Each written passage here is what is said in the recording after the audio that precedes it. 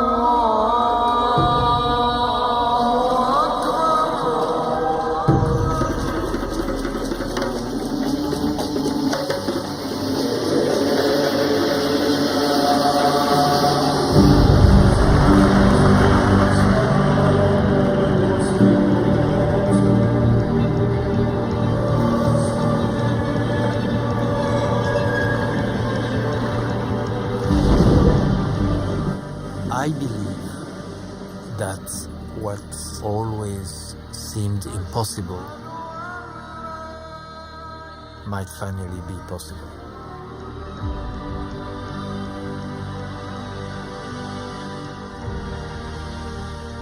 If I wouldn't be believing that, I just wouldn't be doing what I'm doing.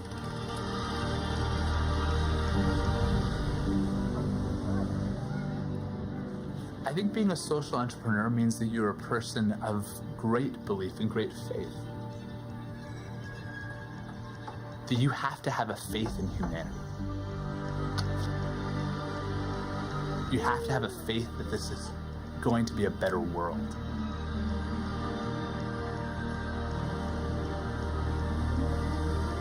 You have to have a faith in your fellow human beings that if you ask, they'll rise up and join you in doing good.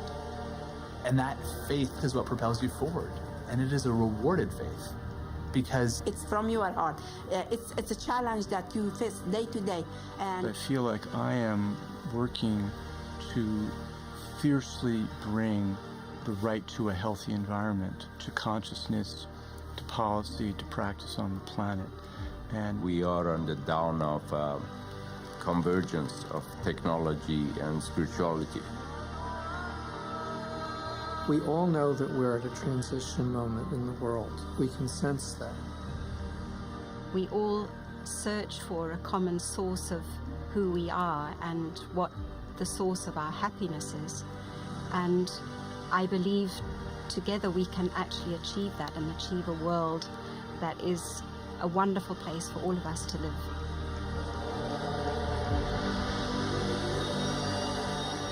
As opposed to a wonderful place for very few of us to live.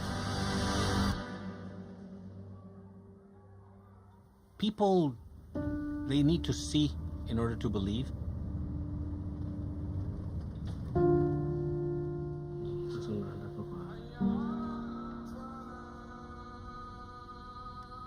They need to see with their own eyes how solutions can be brought about. Change starts with an idea, a vision, and then it starts to ripple through as you put the hard stuff in place. The next 15 days or 1 month, you have to see there's another 10-seat toilet has been placed. Using the potential of natural resources, the betterment of the people in this country. We see lots of people changing their behaviour and new things happening because of what we've done.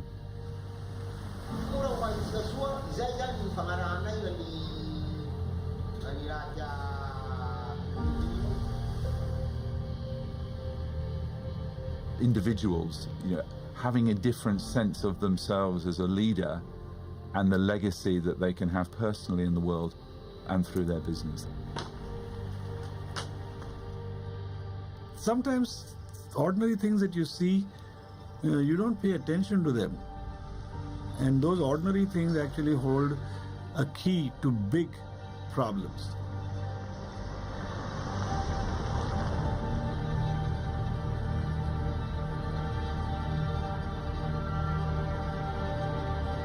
Centuries from now, people look back and say, wow, that was just amazing. It made humanity better, it made our planet more sustainable. And I think that great ideas come from all different places, and that the leadership and the next breakthroughs are going to come from people that we least expected them to be from. And that's why I think that we can say today with some conviction that a revolution is about to happen in the way that our societies deal with social issues. That a wave of social entrepreneurship will follow the wave of business entrepreneurship. It's not overly ambitious to think of a world where the collective voice grows and grows to a point where it's tipping.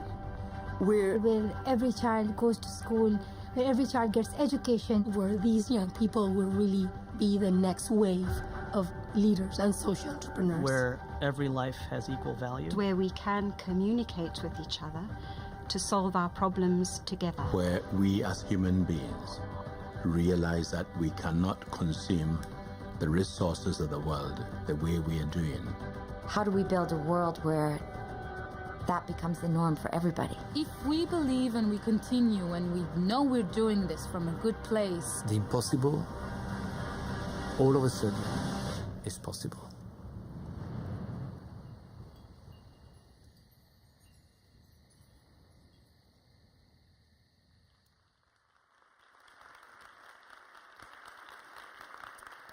Thank you. Without any further delay, I would like to introduce the father of social entrepreneurs. Everybody knows that when we want to talk about ourselves in LinkedIn, we always say a lot of things about our background, what we are doing. When we look at the next speaker, LinkedIn bio and summary, it just says social entrepreneur. That's it. So without any further delay, I would like to introduce Stephan Chambers.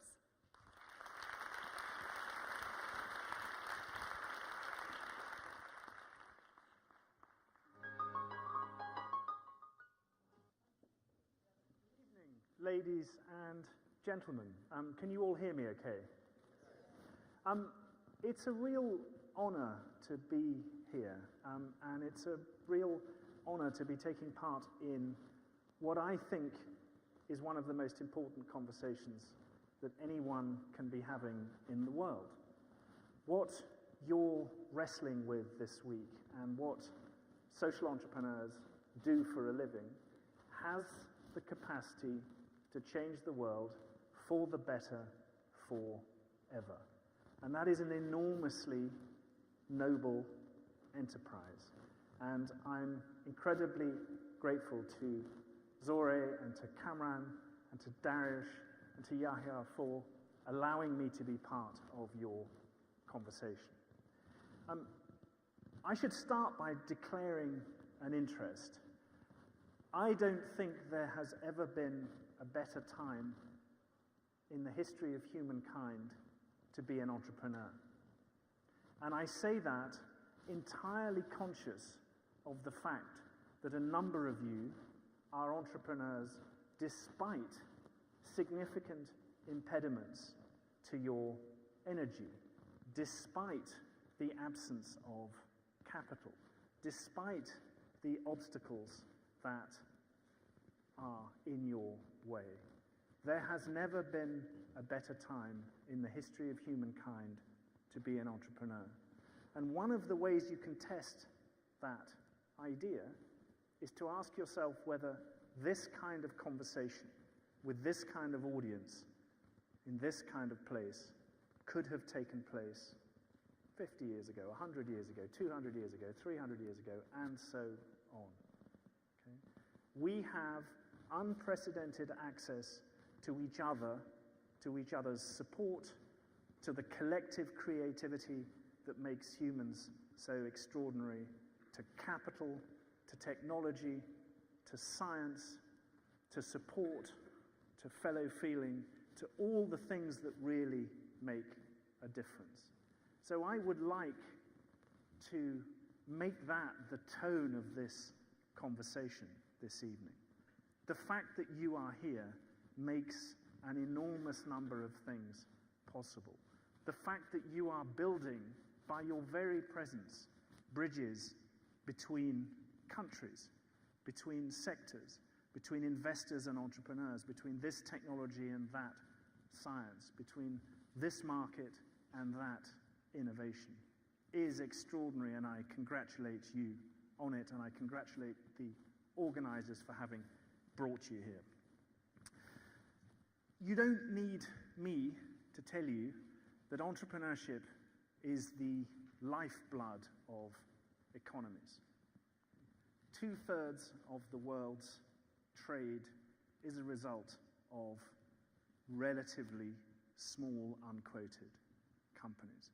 Entrepreneurs make the world go round and are incredibly important. And I really hope that your conversations here this week add to that difference. And what I'm going to try to persuade you of this evening is that social entrepreneurship is the necessary, logical evolution of entrepreneurship. I'm going to try to persuade you that all of you, even those who don't yet understand what social entrepreneurship is, and certainly those of you who don't yet define yourselves as social entrepreneurs, are social entrepreneurs. So it's not fair for me to go much further without telling you what I think this term means. Okay? And I'm not very strict about this, but very roughly speaking, I think it means getting things done with an explicit view that in doing so, you reduce bad things and increase good things in the world. Okay? I don't much mind whether you define yourself as doing this for shareholders. I don't much mind whether you define yourself as doing this for governments, okay, or for donors, or for NGOs.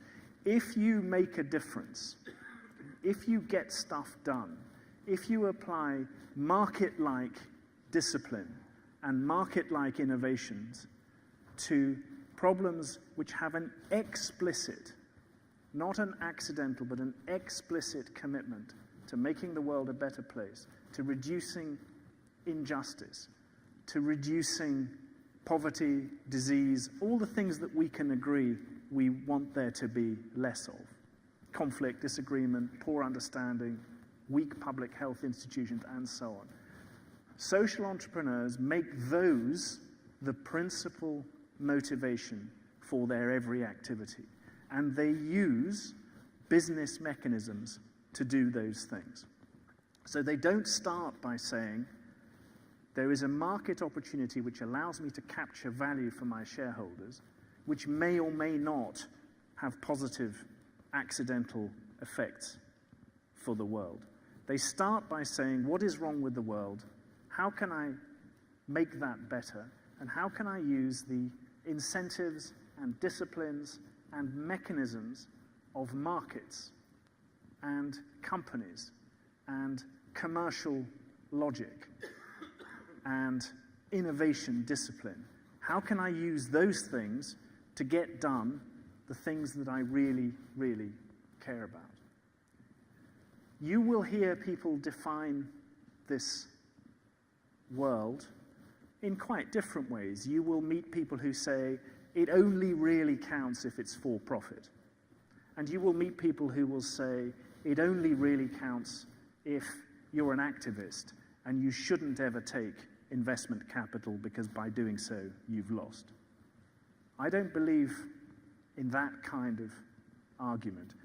My view is, if you think that there should be less poverty, injustice, misunderstanding, disease, mortality, pollution, and so on in the world, if your business training, if your access to capital, if your creativity, your diligence, your energy, your connections, your networks, your ability to write code, your ability to persuade people, if those things result in the world being better, you are a social entrepreneur.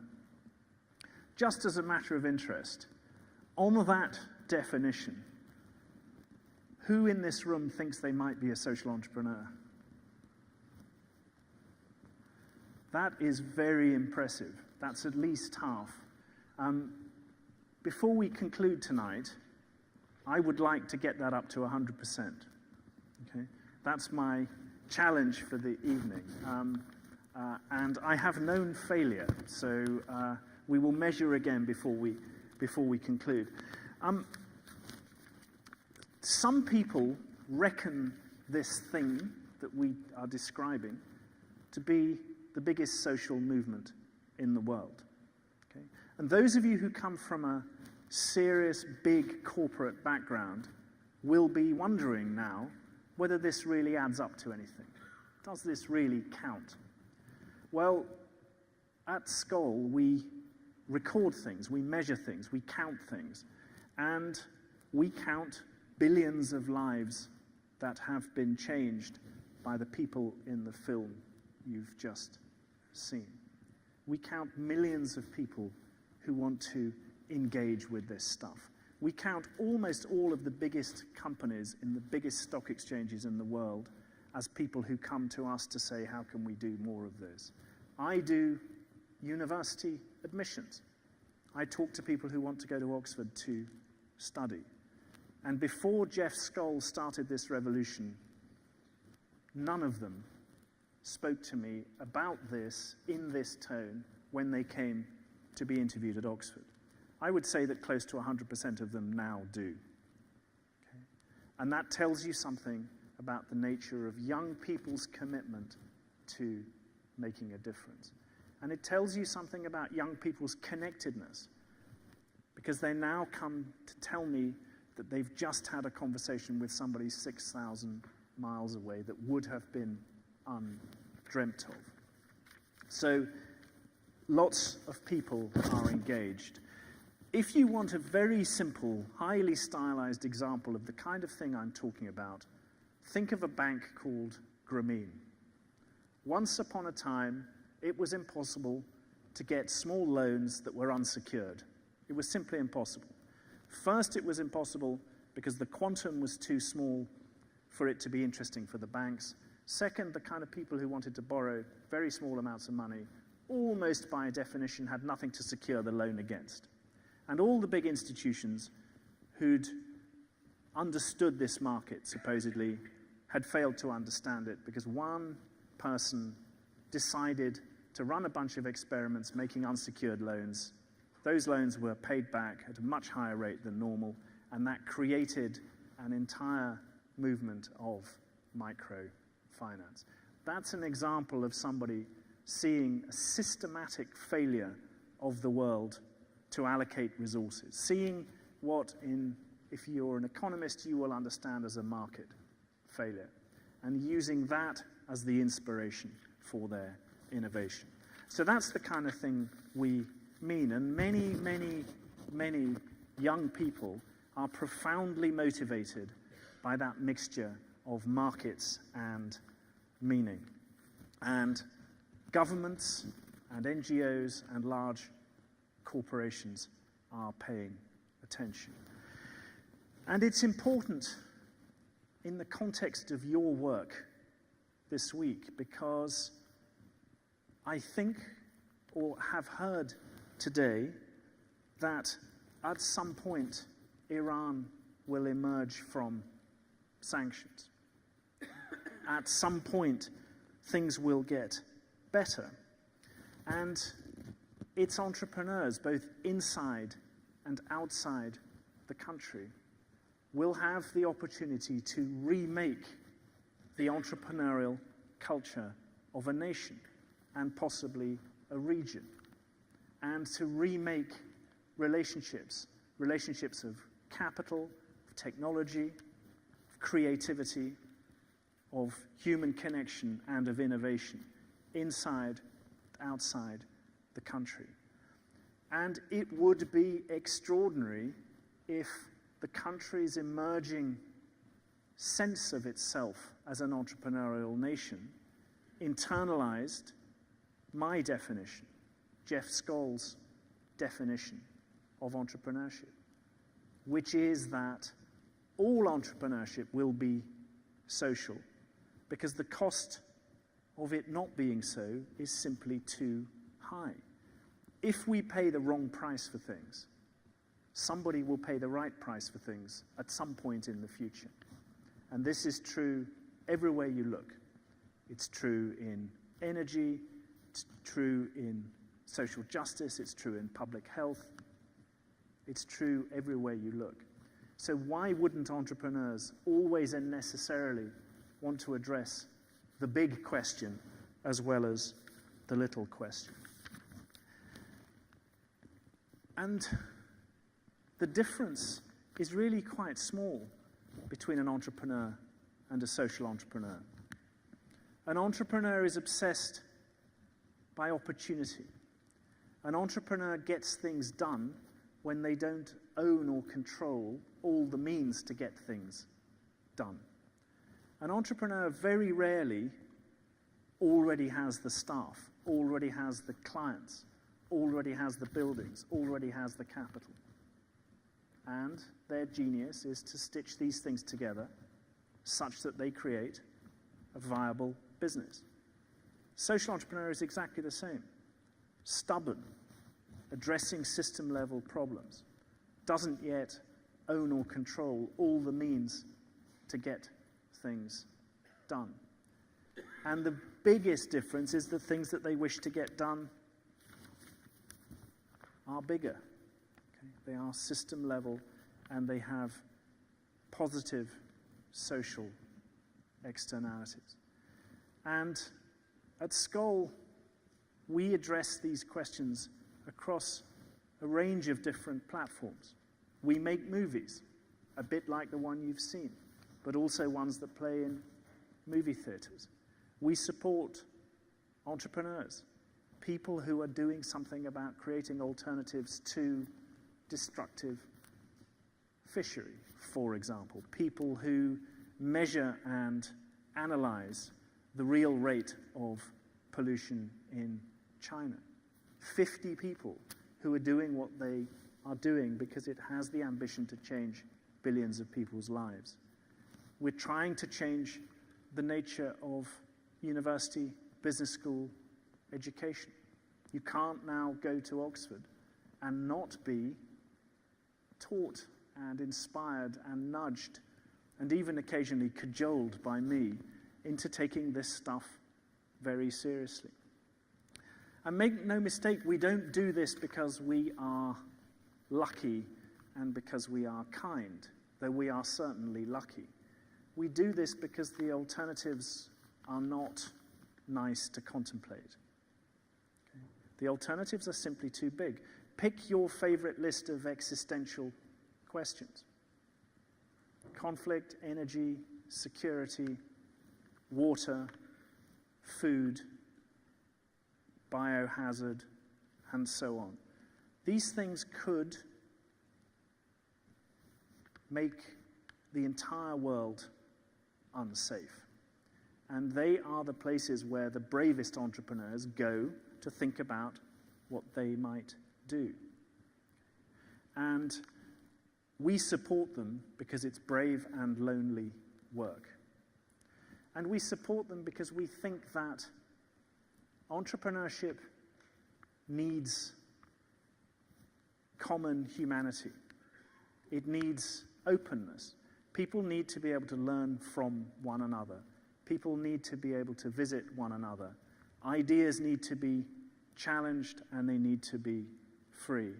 And if we can create a world in which people, ideas, and capital can move freely, we might just be creating a world in which entrepreneurs, you, have the incentives, have the support, have the community to address the world's biggest questions. So what I would like to do this evening is to have this conversation with a couple of people who have thought for a very long time about exactly these questions and who know a very great deal about them. And they will tell us a little bit about their take on the world and these questions. I will then ask them some impossibly difficult questions. And then I will ask you to ask them some slightly less impossibly difficult questions. And what I hope that will lead to is an interesting conversation which adds to this extraordinary thing that you're doing today and tomorrow. So it is my very great pleasure to introduce our special guest this evening. First, Kathrin, who is the managing partner of Blue Economy Solutions. She made the mistake of not going to Oxford, but she was at Bain and at the World Bank, and she worked with Elie Wiesel and with Mohammed Yunus, whom we talked about earlier on. And Kathrin, welcome. Thank you.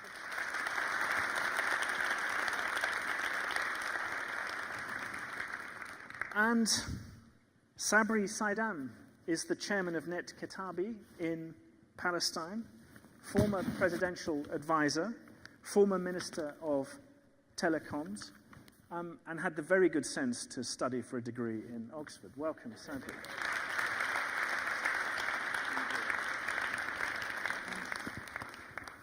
And I would like to start, and Kathrin, if I may, by asking...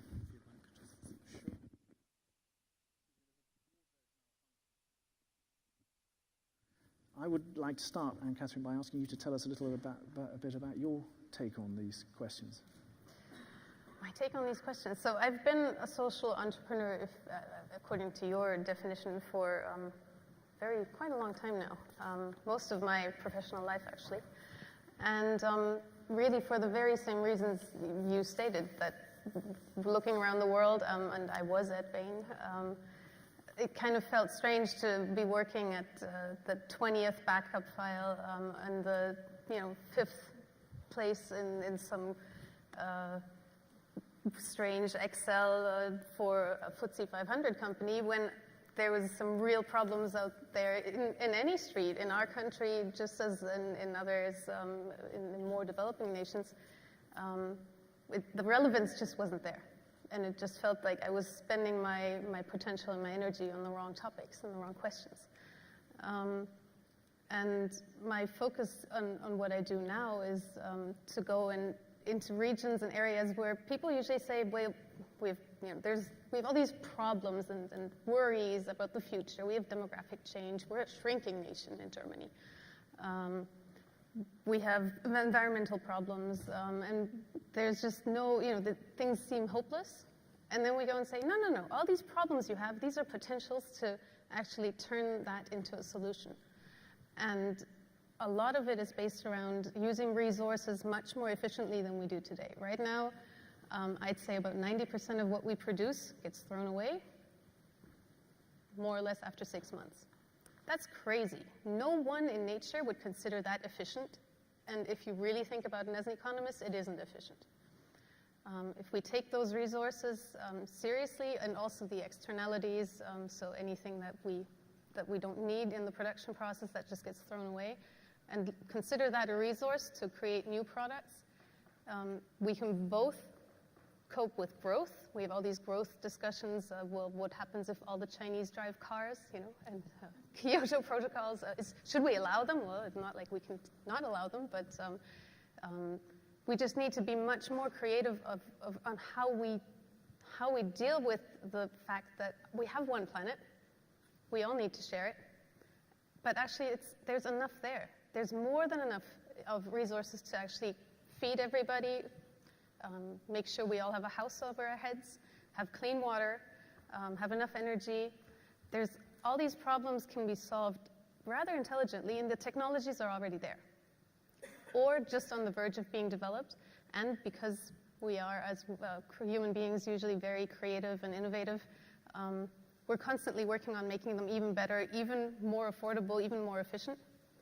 So it's really just a question of looking through at the world as a place of opportunity and not a place of problems, and teaching yourself, just informing yourself and knowing about these technologies and then applying them to problems. For example, I don't have that huge knowledge about Iran, but water scarcity, or the whole topic of, agriculture and not being able to feed yourself, your own country, really, that's not necessary.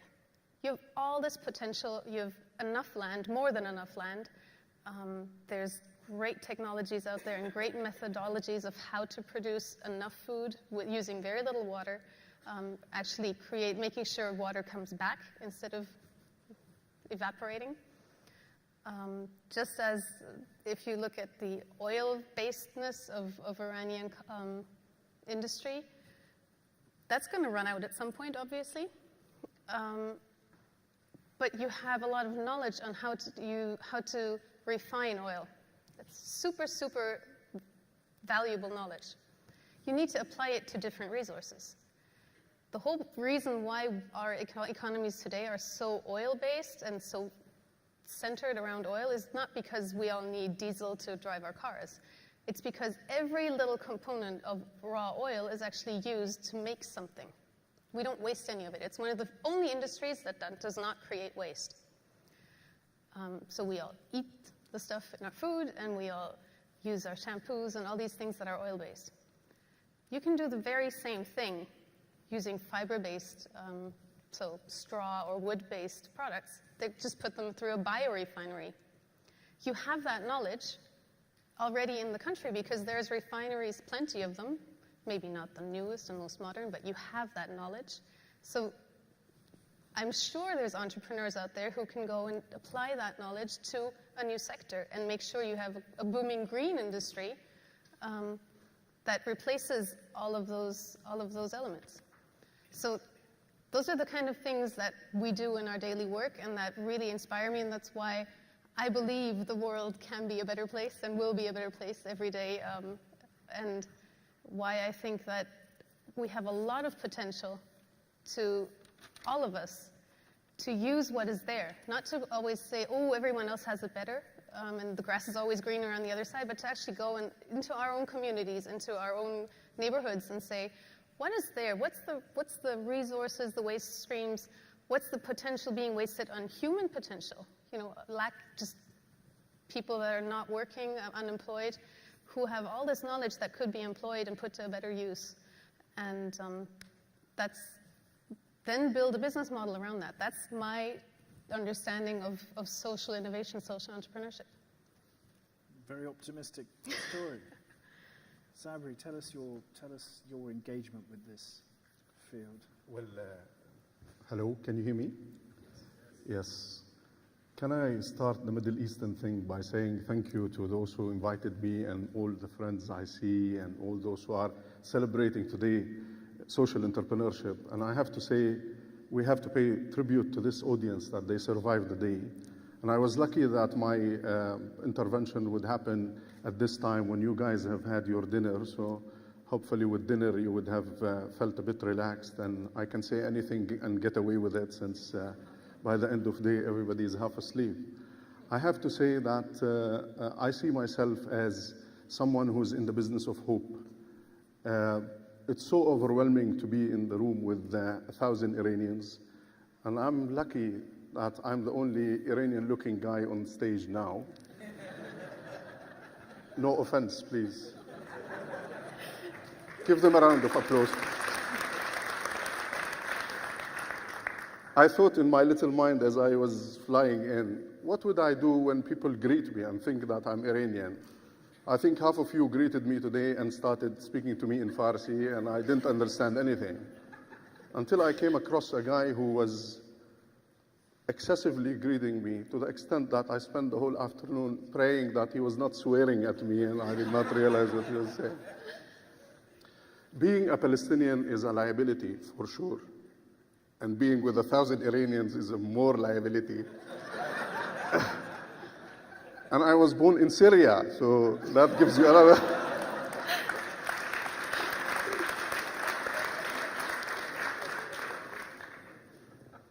Israeli soldiers always stop me at the checkpoints. They say, you know, because we Palestinians are supposed to have a green ID, while Israelis have blue ID. So when I pull my ID out, they see it's green, then that's a statement. Then they look and you're born in Syria. I'm just wondering when I go back what they will say about me sharing a conference with Iranians.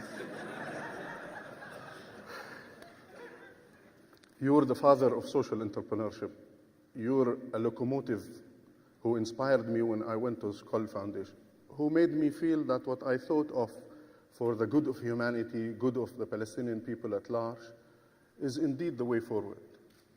And I waited for this moment to say how much I admired your work, the work of Yahya, Zohri, and all our friends who are doing this, I would say, humanity justice at the time of injustice. And I often said that in history there is famous sayings. They say, sad are the people who have no history. And I think Iran is full of history. I would say today, as of today, sad are the people who don't have social entrepreneurship that can bring humanity to its senses, and for people to see that there is indeed a light at the end of the tunnel. And my take on this is a Palestinian story. I went to different workshops today. I did not stick to the schedule. I went and hopped from one room to the other. I noticed that there is energy, and there's definitely impediments on the way, and worries and concerns. But we're humans. Our notion in life should be based on the fact that we want to live and let live. So I thought, what a better way to express myself than to get you some pictures from Palestine, just to tell you that there is a light at the end of the tunnel. We are people at the end of the day. We had spent decades proving to humanity that we are ordinary human beings, that we are not people with horns and tails. We are human beings. We would like to live. We want to celebrate life. And these are the kids of Palestine doing dabki, the Palestinian traditional dance. And I was in a meeting with a congressional leader from the US who asked me at the time, how do you see the way forward? I said, you know, ma'am, everybody in the Middle East is worried about having their own nuclear bomb, worried about their super arsenals, worried about stacking weapons. I have my own nuclear bomb. And she looks at me, this guy is an idiot. And I said, better still, I brought you the nuclear bomb with me. Wondering as to how I bypassed all security. I had my nuclear bomb. Here is the nuclear bomb. Here is a computer for teaching kids the way forward. I believe in this. I believe in this as a tool for liberating humanity. If you are knowledge productive, if you can enrich the internet with Farsi, with Arabic content, if you can provide quality mobile apps, if you can enrich libraries and encyclopedias around the world, you are doing humanity a lot of justice. This is called Net Kitabi, and you'll be proud to know that the godparents behind this were two fine Iranians sitting with you, Kamran and Zohri Ilahian.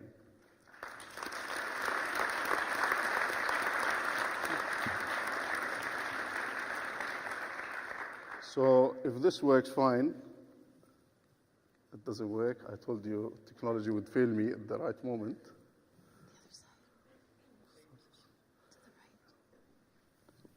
Okay. This is the logo. And here is a girl I met 5 weeks ago in Jabalia refugee camp in Gaza. I didn't want to include the photos outside their home. I leave it to your imagination after the last war in Gaza. This girl doesn't see. She had lost her eyesight. She has the most beautiful green eyes. She has an eye cancer. All the family members are disabled. She's the only one who's physically able to move around the house. She said, I sing for humanity, and I only sing in English. And she sang, and I recorded.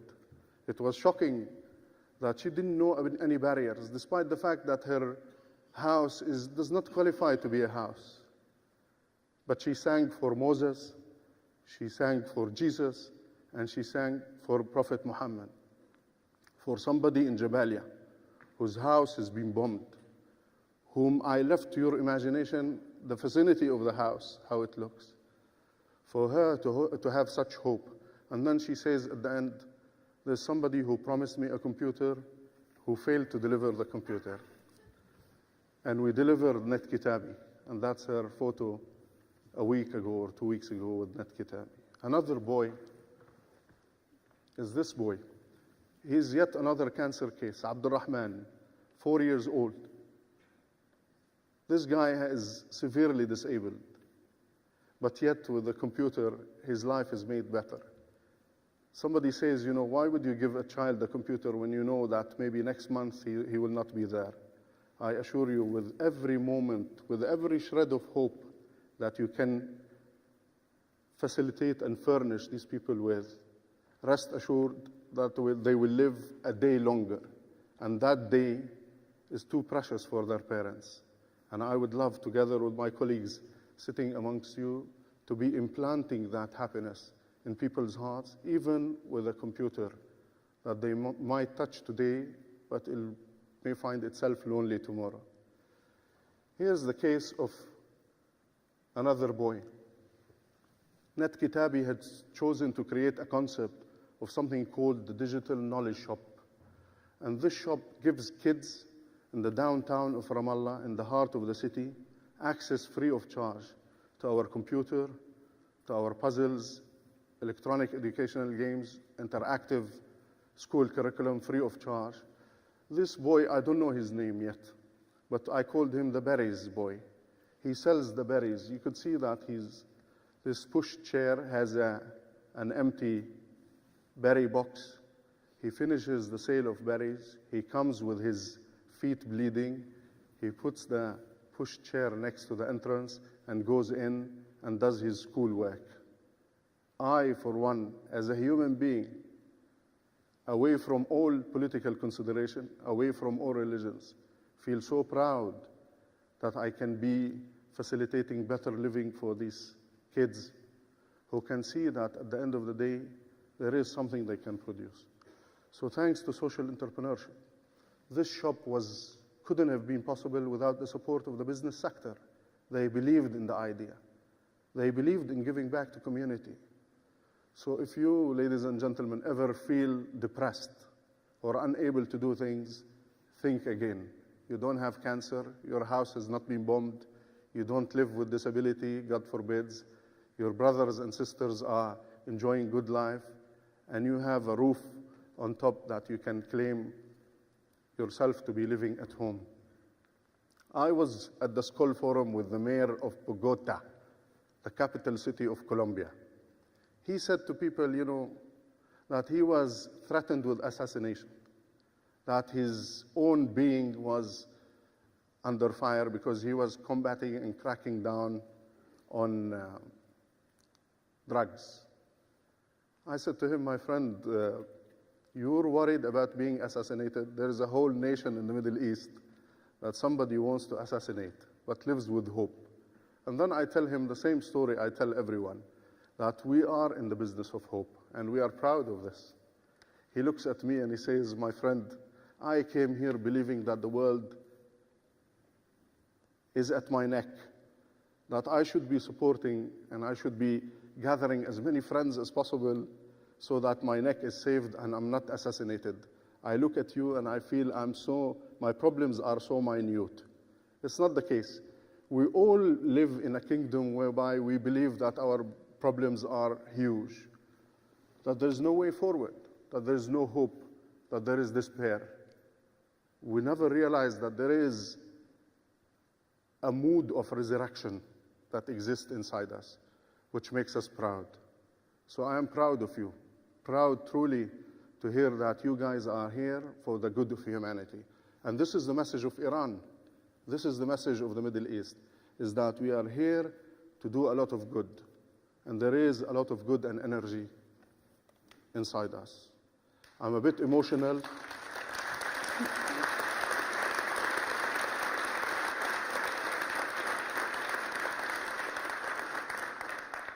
I'm a bit emotional, but I love jokes as well.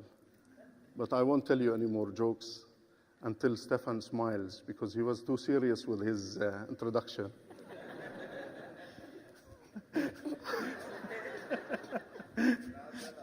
I was just about to ask you a really serious question. I killed it for you, sorry. Can I ask you the serious question anyway, even if I ask it with a smile? Go ahead. But I promise you it's slightly serious. You've made a really good case for entrepreneurship against the odds. You've made a case for entrepreneurship despite the conditions that ought to allow entrepreneurs to flourish. Entrepreneurship in opposition, as it were. How would you make the case for changing the conditions? What does the world need for there to be social entrepreneurship with the system, not against the system? What are the prerequisites? I'm going to ask you the same question in a minute, by the way. Do you want her to answer first?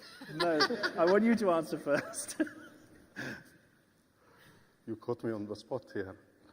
I have to say that whenever I was asked about innovation, I would say leaders. You have to have a creative leader. You would have to have somebody who holds the torch. You have to wait for a savior to come forward.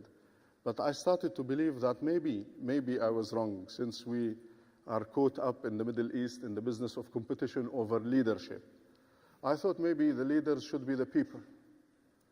I go to a lot of exhibitions whereby kids come from different localities of Palestine to feature their own scientific inventions. They complain. They say the mayor of city, wherever they're featuring, is not there. The head of that party is not there. Nobody, no officials are attending. And I feel sorry for them, because they felt that celebration means to have as many officials in the room as possible. And I turn to them and say immediately, you are the officials. You are the leaders of tomorrow. And the secret recipe goes as follows, as I teach my students in Birzeit University in Ramallah. When you come with a stupid idea, people laugh at you.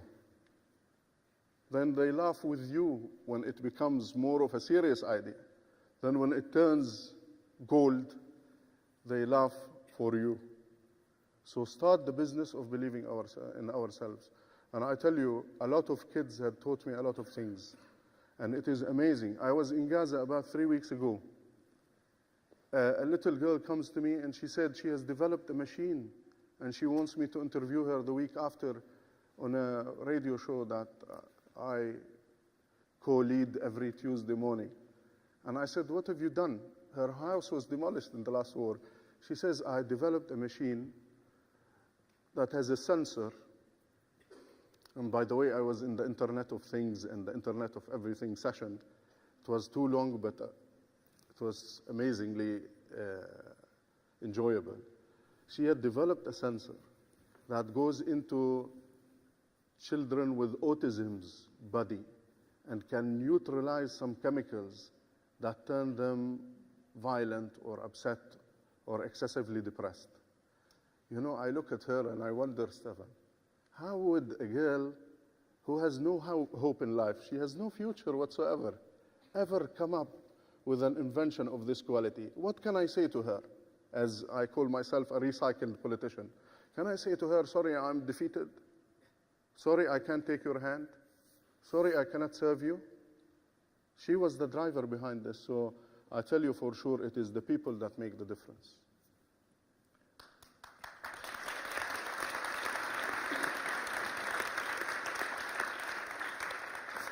No more serious questions. He's trying to stop me asking him serious questions. I am going to come back to you because, yes, it's the people, and yes, it's clear that entrepreneurs flourish under adverse circumstances. Under circumstances in which they are, for example, bombed or not allowed onto the internet or not allowed to talk to each other and so on. My question, my real question is, how much more would they flourish if you took those problems away? And what are the minimum things that we should all aim to take away such that they could make the biggest difference? I'm going to ask, since you've had a couple of minutes to prepare, I'm going to ask you that now, and then I'm going to come back to Sabri again, because there is a very serious question here. How much openness do we need in order for there to be the kind of region level, system level change that we're hinting is possible? It's an interesting question also from the perspective that I've had this discussion with German politicians who kept saying, oh, but we have an open market, and so if all these innovations you're talking about are so great, they will obviously automatically be discovered by the market. And then you tell them, yeah, but every innovation has this problem that everyone says, oh, not invented here, or it's not new, or when you can prove that it's a great technology after 20 years, then we'll buy it. That just, it's not necessarily very helpful for an entrepreneur. I think the fact is that almost every economy has very high hurdles against innovation, and every entrepreneur is faced with those kinds of hurdles, even in our so-called capitalist countries. So that's a fact of life. The big guys are there and they try to defend their market, and that's, you have to find ways around that. You're always trying to defeat Goliath, right? What could you do better? I think the point is you have to have pilot projects. You have to have a prototype or a pilot project, something to prove that what you've invented really works. Otherwise, it's really, really hard to get people to back you. And when you can prove it works, you can even get standard big competitors to start thinking about collaborating or partnering and then scaling and multiplying, which to me is a great way to get social innovations or green technologies or whatever out there and mass distributed, because the small social entrepreneur himself might not necessarily be the guy to take it big scale, right? I'm not sure that politics is really the right place to address this, because at least in Germany, they tend to react rather than shape. But every government on the planet would like to know more about how to... Would they really? How to encourage or harness and control entrepreneurs. That's what the world's governments want to do. Do they really? I think they do, yeah. I think they're lobby controlled. You think they're lobby controlled? Yes. Okay. So I don't think the politicians are necessarily the right people to address with this. I think entrepreneurs will prevail despite the things that try to hinder them, and they always have. I agree. I'm going to, by the way, in a second, I'm going to ask you to ask us questions. So in about a minute and a half, could someone have prepared a beautifully honed question, preferably in the form of a question, which I will then ask our distinguished panelists to answer. But just before I do that, and to give you a minute or so to think of the perfectly honed question. I am going to come back to you on this thing because I'm very interested in this notion that... Okay, I'll see you later. The orthodox view is exactly your view, which is that entrepreneurs need things to fight against. Okay? But I wonder whether there are circumstances or places, let's say Iran, for example, where there is a certain minimum threshold for this to work, okay? A certain level of necessary stability, capital flow, intellectual flow, without which nothing works really at all in this entrepreneurial sphere that isn't simply regulatory arbitrage. Sorry to ask you another serious question. Well, I'd like to go back to the question you asked me regarding, if you don't mind, regarding, would have people been where they were had they had some sort of a business. And I look at images in the Middle East. I always talk to people about content until hit by somebody who asked me a simple question: what content? Look to you, why don't you go to YouTube and see what's being featured on YouTube? I ask myself the following question. Forget that I am a Sunni or Shiite or whatever. I ask myself the following question. If these kids, if these men who are killing innocent civilians on the basis of their beliefs had a proper job, lived a better life, had quality education, had hope in the future, would they be doing what they're doing now?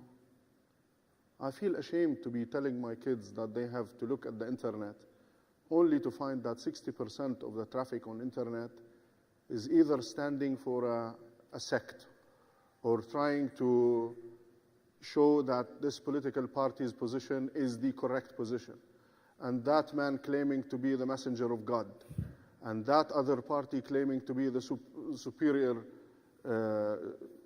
race on earth. Is this the quality we need to do? I think with social entrepreneurship, with investing in the people and the ideas that I saw today, I think the whole of the Middle East will have a different future. If we cannot do it, nobody else would do it, and that's why we're here. Now, on the issue of your second question, I would say that we need to invest a bit of energy. I mean, this meeting took place last year in America. 650 people, I was told, attended. This year, 950, and I can see that there is more energy that's coming your way. And I think it is the Iranian lobby in America that did what people thought it was a miracle at the time, the phone call between Rouhani and Obama. I think had it not been for determination and people who believed that they can do good, Iran wouldn't have come out of the shell, and I'm sure it's not easy. And we're talking about the idea of Iran emerging out of sanctions. What will people want to do? You said that quite rightfully. Companies will go for oil, constructions, hardware, and whatever in terms of infrastructure. I would say it is time that this meeting addresses the issue of social entrepreneurship in terms of planning. That you take the decision in Berlin that the way forward is not only oil that killed us all. It's not only infrastructure, it's all good, it's all needed for cash, but let's cash in the people. People's investing in people's aspirations and investing in ideas. Iran has a big tradition. We differed in times of history, but nobody can say that Omar Khayyam is not one of the most celebrated poets in history. Nobody can say Shajarian and Hafiz and Marziya are not the beauties of Iran. I follow them all, I listen to them all, I love them all, and I think you guys have a lot of heritage and a lot of enthusiasm and a big history behind you. Use it. And use it in a manner that can invest in the energy of youth. I don't know how proportionally represented youth in the political machine, but put away politics, how much are they there in Iran? In my country, 62% are below the age of 34. 62%. I feel if we are not to invest in them, they will not have the future that you and I desire. There's in fact a famous saying that says, don't spend time predicting what the future is, rather spend time in making it. And I think it's time we make it. I agree.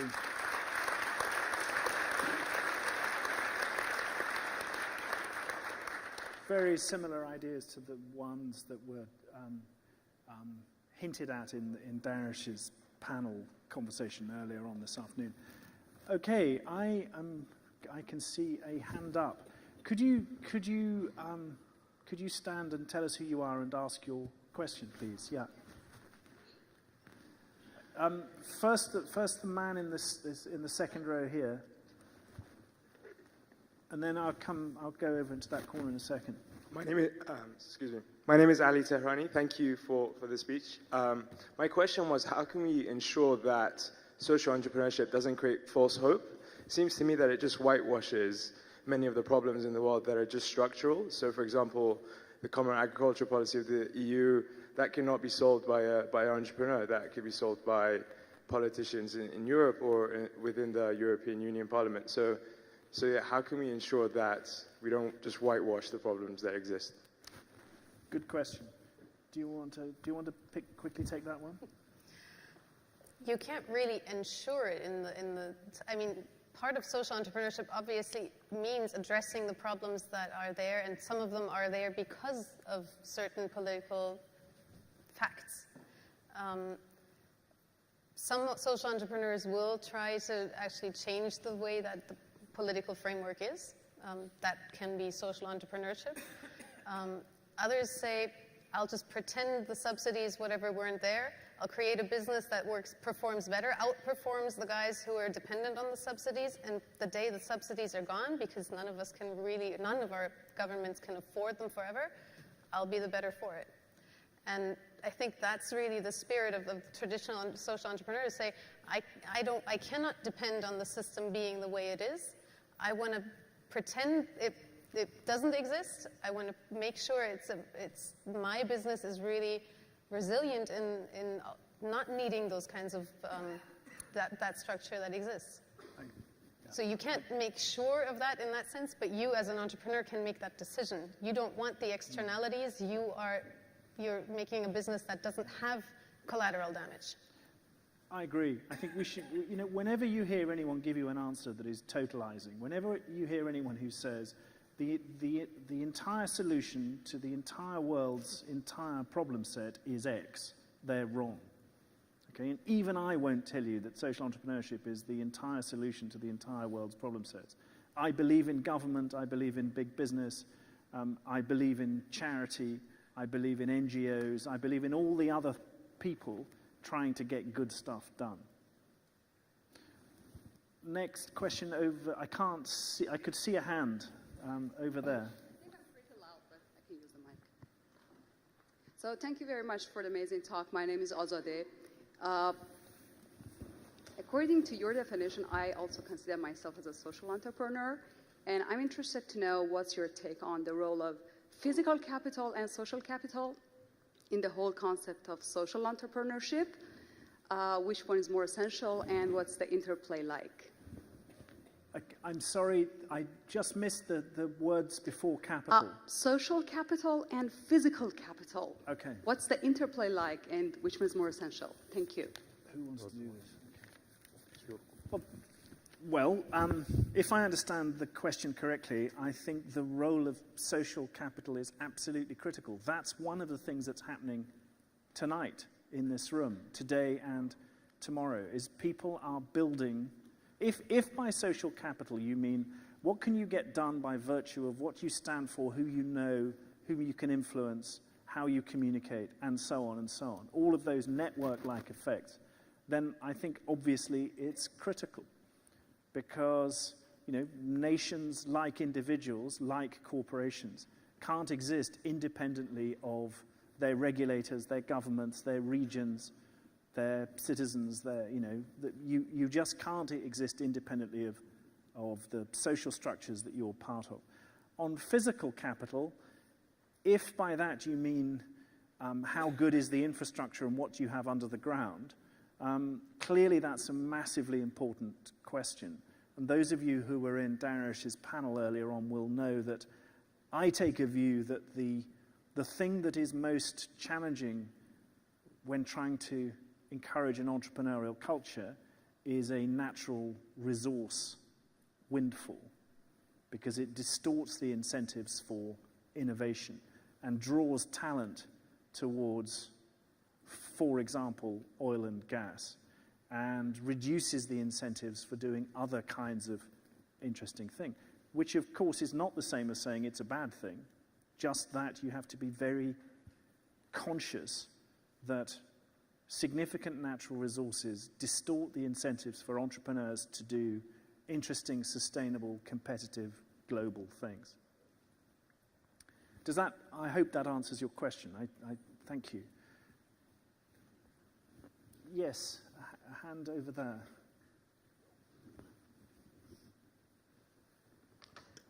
My name is Ali. First of all, thank you very much for the panel. This has been the most interesting one this morning. Absolutely. Thank you. So I have two very straightforward questions. First of all, how do you differentiate social entrepreneurship from charity? And second question is, how does a dedicated social entrepreneur make a living? That's a very important question. Thank you. Sabri, do you want to do this? On the second one, since we're sitting in the company of the father of social entrepreneurship, I cannot really do any fatwa in the area of social entrepreneurship. I would answer the second one is to be a former minister. You have a pension and you can survive on it and then go and do social entrepreneurship.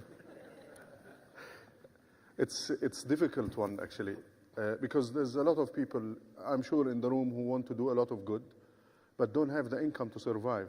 And social entrepreneurship does not necessarily generate enough money for one to survive. But yet you have to look for venues. And it's not harmful in any way to be engaged in a business that leverages money for you, but also use that business to go into social entrepreneurship. And it's funny, in the Skoll Forum, in the last Skoll Forum, there was a guy who was a rich guy from Singapore who decided to run a funny organization. You know, Singapore is now worried about being meticulously clean and environmentally friendly. So he ran the World Toilets Organization. In fact, he's being sued by the WTO, the World Trade Organization, for using the name. And had he not been the rich man he is, he could not have run an organization of this magnitude. And we spent an hour and a half in the room cracking jokes and fun in the room, but it was really social entrepreneurship. He managed to minimize the amount of diseases in Singapore. He managed to maintain this country notion towards better environment. And we should not tell you about the other one. I'll leave it to Stephan to tell you about. But it's again funny. I tend to disagree to a certain point, because I don't think you need, it would be very, very sad if all of us have to go make money first, have a pension, and then we can afford to do the good stuff. That would be the opposite of how I define social entrepreneurship. I believe you can build companies that have an income and avoid the collateral damage, but you have to be extremely creative about the business model. It means you have to think out of the box, because if you're just trying to do what the others are doing and avoid the external damages, then you'll be more expensive, you'll never be competitive. You have to do something different, and you have to do it radically different. And I think it's perfectly great for people who have made the money to then go and sort of have an end of life that is more social or more responsible. But by definition, a business needs to be sustainable by also being financially sustainable. Whether that is necessarily all sort of normal income, or whether you have good relationships with USAID or whatever, so that you have partial donations coming in, how you build that business model doesn't necessarily make a big difference. I do think most social entrepreneurs have some sort of non-donor, no donation-based income. Typical charities will not, to answer that question. But there's a huge debate around all the definitions, and I don't think it's always helpful to go into the definitions question. Do you pay dividends? Do you not pay dividends? Do you limit them? And you can spend days with the academics about that and not get anything done. Well said. I completely agree. Yes, please, sir.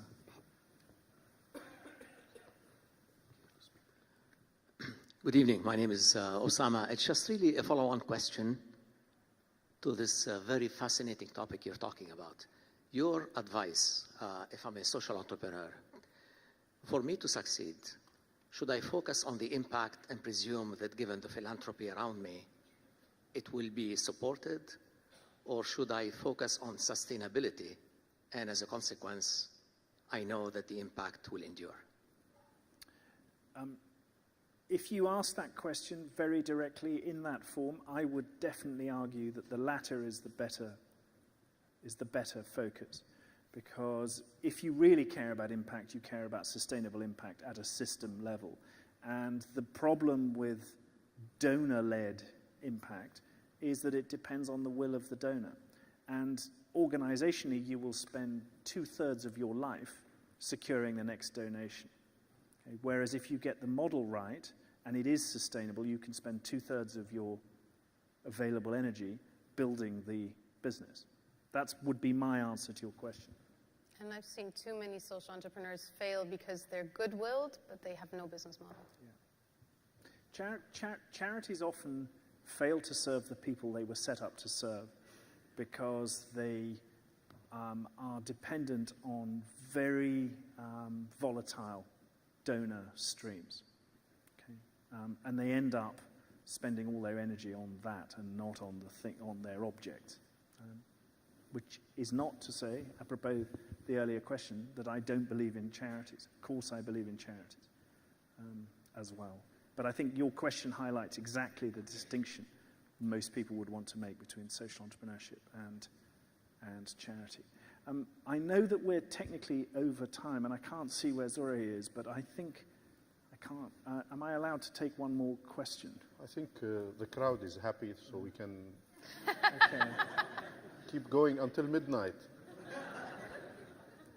Okay, Does anybody object to continue? Can you give us a round of applause? So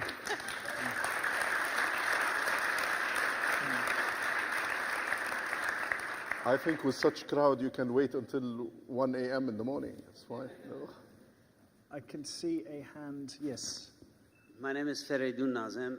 I've been an entrepreneur and venture capitalist for almost all of my professional life, 40-some years. I think that entrepreneurship is social entrepreneurship. Automatically. It's almost, you shouldn't separate it out. As you build the company, you're giving jobs to everybody. You're paying taxes. You're creating all those benefits that are tremendously lasting. In fact, I don't like the word Iranian use for entrepreneurship. I like the word. It says kar afarin, means the creator of work. It's not enough. They're social creators. They're growth creators. So we need to change that term to be all-encompassing, and I think it is entrepreneurship itself that does all those things.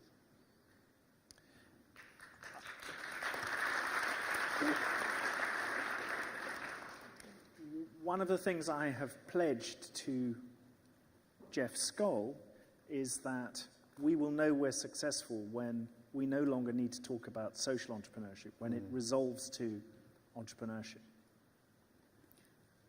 You're right to the extent that economy and economic growth brings wealth in proportions that we all cannot imagine, because if you take anybody in the 1950s in wealthy Europe had a worse life than in comparatively poor countries today.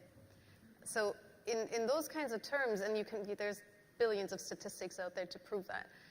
You're right, economic progress and economic development is already a large motor towards social and human development. But, big but, you can think a lot of the business models that are used today more intelligently and cause less collateral damage. And I think that's really crucial, be it social damage, ecological damage, or whatever. We've only got one planet, and the way we're going right now, we're overusing it. And we cannot, and we're smarter than that.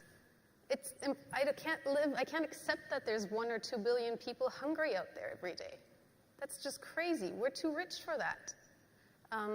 So these kinds of things can be done better, and I do think that there's a difference if you, in the outset, if whether you're focused on creating a product because you believe there's someone out there who wants to buy it and you're out there to make a profit, because not every demand is necessarily one that is super basic needs and has to be fulfilled, and I don't think everybody needs the 5th iPhone and smartphone and whatever, and that is actually what's going to make people better off per se.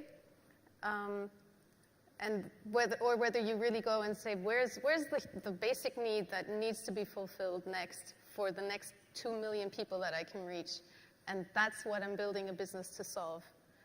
That's a very different mindset, because Friedman said in the 70s, oh, the only social responsibility of business is to be there because we create jobs. I definitely do not agree. There's a lady there. My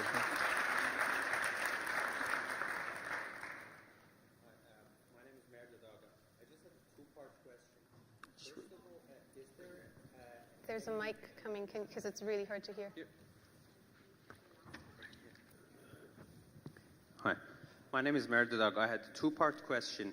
Is there any way you think that we could do something that the likes of Bill Gates, the super rich, are like they are? Because I think he's not only the richest person on earth, but also, I mean, with Melinda, but also they are the most effective in actually doing good with the money. So is there any way to have a higher chance of people who we don't know that would get wealthy in the future, that they are the likes of Gates? And with that, is there also any limit or that we could, I mean, all people on earth, irrespective of the government, could do that they bring the governments down to a minimum, absolute necessary only, that it's the likes of those people who have been successful, who understand the efficiency. So it's not only charity, but also money is put into good work. Okay. I got it. Okay, 2-part question. Question 1, how do we ensure that billionaires act more creatively in yet to be coined billionaires act creatively in future? And second, how do we ensure that governments minimize their activities such that billionaires maximize theirs? Okay, I have no idea what the answer to the second question is. There are lots of answers to the first, and there is a whole movement called the New Philanthropy Movement, where people think very creatively about what to do with large, often suddenly acquired wealth. And some very clever people are thinking some very clever things along those lines. And there's lots of stuff written about it. Does anyone want to have a go at the second question? You haven't said anything for a while, Sabri. Don't encourage him. That's my job. No, I'm actually totally have no respect whatsoever for self-defeatism, that we live in a world that's a world of misery and we don't do anything, and everything, as we say in Arabic, everything is kharban. Everything is terrible, it doesn't work, it doesn't function, we're a failure, we cannot deliver. I should be the next Bill Gates, but if I lived in America, I would have been the next Bill Gates. And Steve Jobs, who was a Syrian, by the way,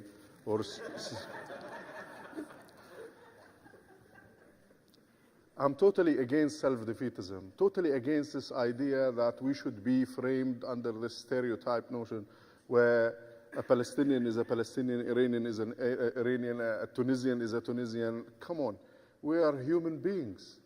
At the end of the day, we believe in ourselves, we believe in our values, and we want to live and let live. If you ask me, what do I want my kids to live in peace. I want a better future. But to be sort of framed in this feeling of self-defeatism that nothing can be done and that's it. Life is about defeat. It doesn't work. It doesn't work.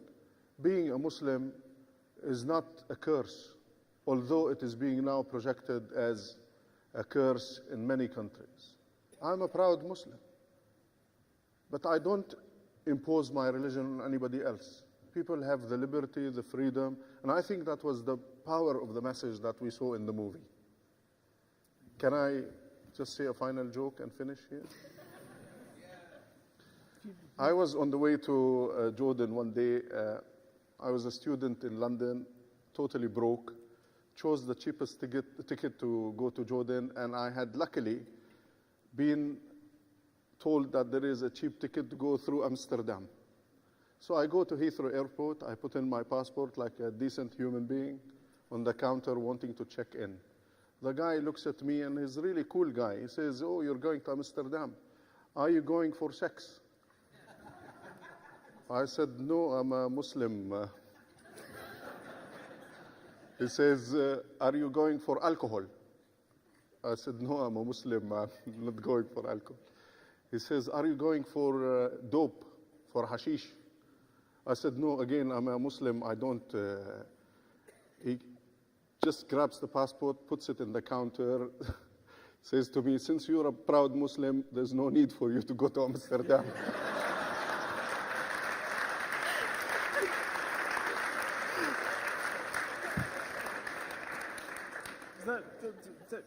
That must be the perfect way to end this very high-powered conversation. I'd like only to do 3 things before we conclude, 4 actually. First, to thank you both for being such interesting and serious. Thank you. Thank you. Great to be with you. Second, to thank you not only for being such a good and appreciative and energetic audience, but also for being here and being part of this conversation. I said at the beginning that I think it's a really important conversation, and I really believe that it is, and I look forward to it happening again next year and it growing every year, and for it to have a positive effect on the world. Third, I would like to thank again Kamran and Thore and Dariush for letting me be part of this and being instrumental in bringing us all together. And fourth, I would like to let you know that the paternity tests on me and social entrepreneurship have proved negative. It long predates me, and there are many more distinguished parents of the movement. I'm simply honored to be part of it. Thank you all very much indeed. Thank you, sir. Thank you so much. It's been a great company. Thank you.